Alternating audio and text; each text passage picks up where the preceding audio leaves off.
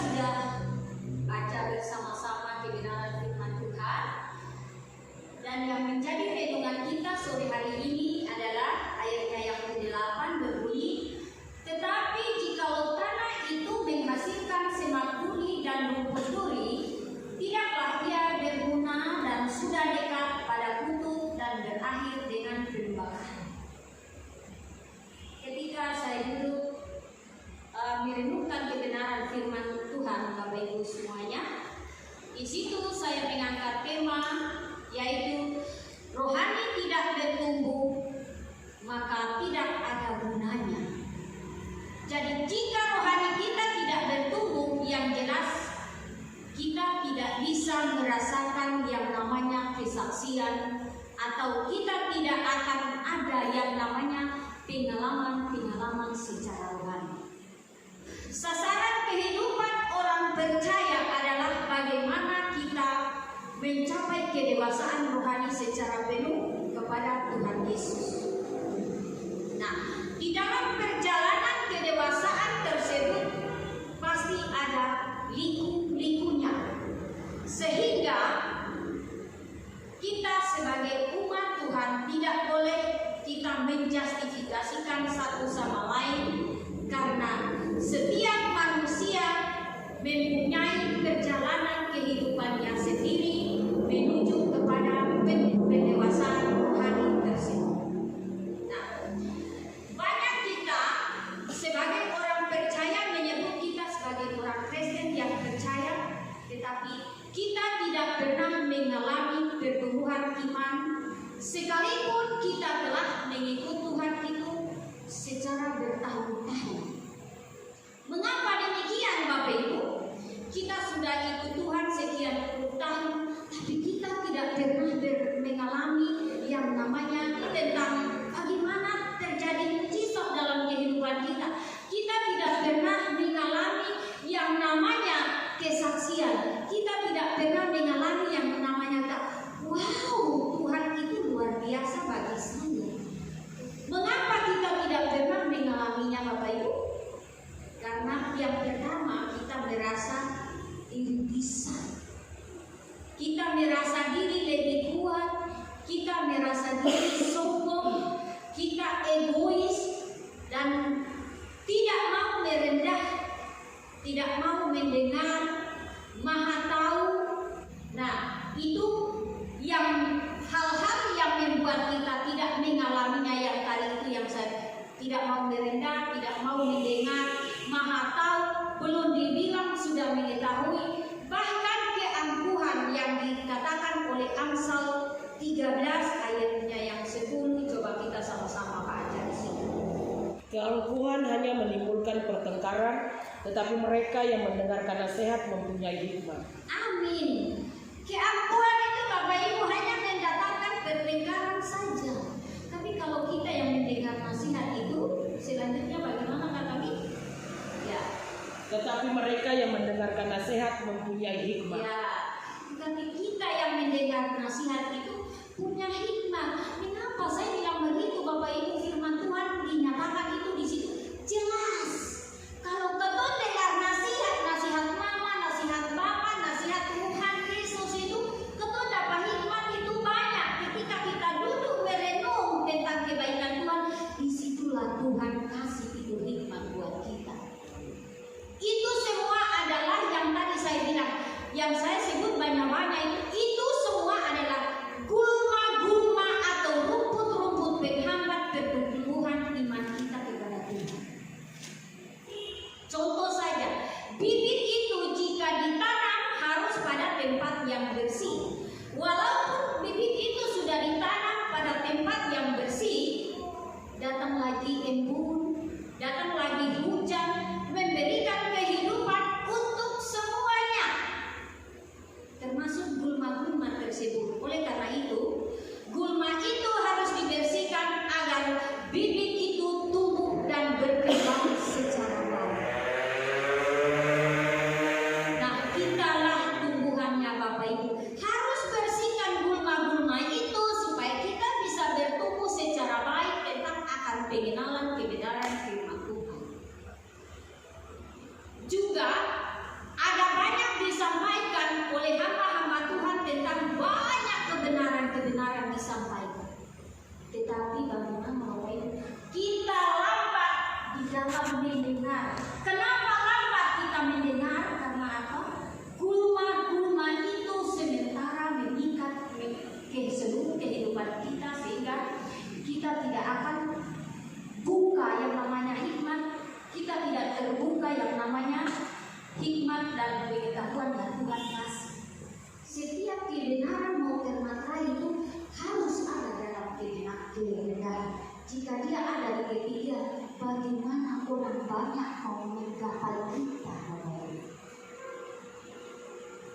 Ya, jadi sekalipun ditinjau dari sudut waktunya kita, seharusnya kita itu menjadi seorang pengajar yang mampu menyampaikan asas-asas pokok dari pernyataan Allah, tetapi kenyataannya kita masih perlu minum susu dan bukan makanan keras. Coba Bapak Ibu lihat di situ, Ibrani 5 ayatnya yang ke-11 dan 12. Ingatkan supaya jangan murtad. Tentang hal itu banyak yang harus kami katakan, tetapi yang sukar untuk dijelaskan, karena kamu telah lamban dalam hal mendengarkan. Sebab sekalipun kamu ditinjau dari sudut waktu, sudah seharusnya menjadi pengajar. Kamu masih perlu lagi diajarkan asas-asas pokok dari pernyataan Allah, dan kamu masih memerlukan susu, bukan makanan keras. Lanjut 13-14 kakak. Sebab barang siapa masih memerlukan susu, ia tidak memahami ajaran tentang kebenaran, sebab ia adalah anak kecil. Tetapi makanan keras adalah untuk orang-orang dewasa yang karena mempunyai panca indera yang terlatih untuk membedakan yang baik daripada yang jahat. Amin. Karena Bapak Ibu kalau kita mau minum susu saja terus, saya mau bilang bahwa kebenaran firman itu dia tidak akan mengerti. Hanya orang yang makan makanan keras saja, atau hanya orang yang mau dibentuk atau harus masuk dalam dapur proses itu yang dia akan mengerti tentang kebenaran firman.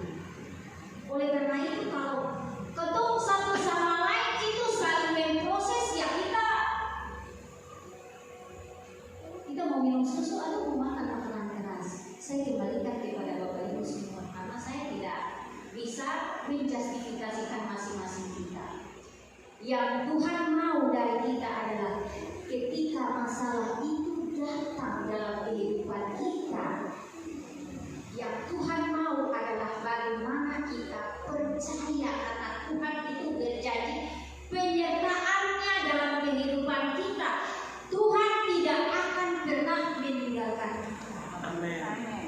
Nah, Bapak Ibu, saya sungguh diberkati walaupun tadi tidak ada musik, bahwa silahkan Tuhan pilih hati saya, hati kita masing-masing. Dan saya mau bilang, hidupkan kebenaran firman Tuhan, maka akan terjadi buat kita Bapak Ibu. Ketika kita dicas kembali lalu kita menghidupkan kebenaran itu dalam ketemu pribadi, jangan lihat orang, jangan lihat sini. Saya tidak suka dengan ini sehingga saya tidak ada urapan.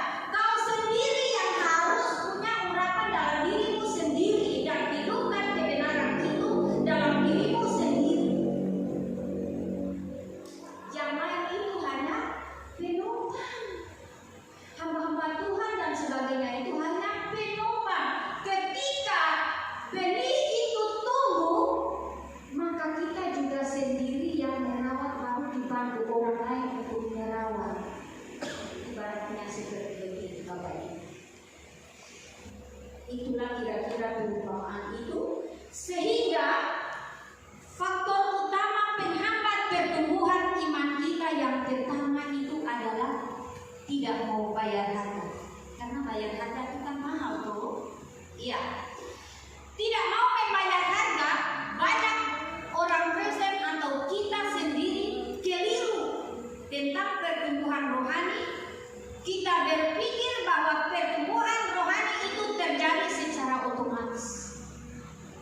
Ketika kita mendapat tumpangan tangan dari hamba-hamba Tuhan, atau kita sendiri menunggu jamahan Tuhan bertindak untuk menjamah kita, pertumbuhan rohani itu tidak akan terjadi tanpa ada bayar harga yang harus kita bayar.